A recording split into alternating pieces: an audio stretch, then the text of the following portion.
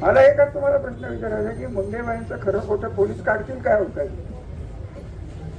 तर फलटणचं नाव तर बदनाम झालं की नाही एवढं सांगा.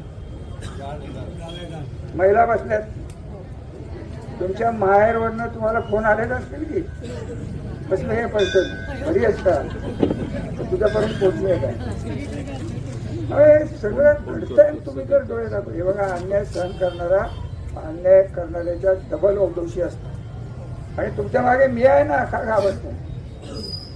याच्या पुढे जर कार्यकर्त्याला त्रास झाला, महिला भगिनीला जर त्रास झाला, हा रामराजे काळा कोट घालून कोर्टात उभं राहील तर मी वकील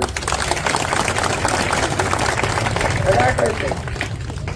पोलिसाच्या बदल्याची दम देऊन त्यांना पोलिसांना नागवणे याच्यात काही राजकारण म्हणत नाहीत साहेब.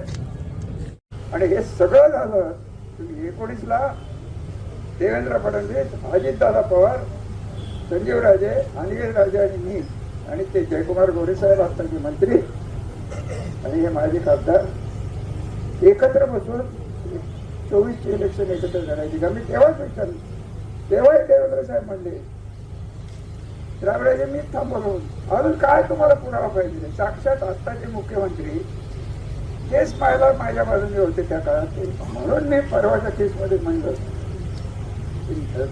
जरी त्यांनी तथाकथित क्लीन चिट दिली असेल, अजूनही कदाचित आले तर ते बोलतील काय बोलायचे, त्यांचे ते हक्क आहेत.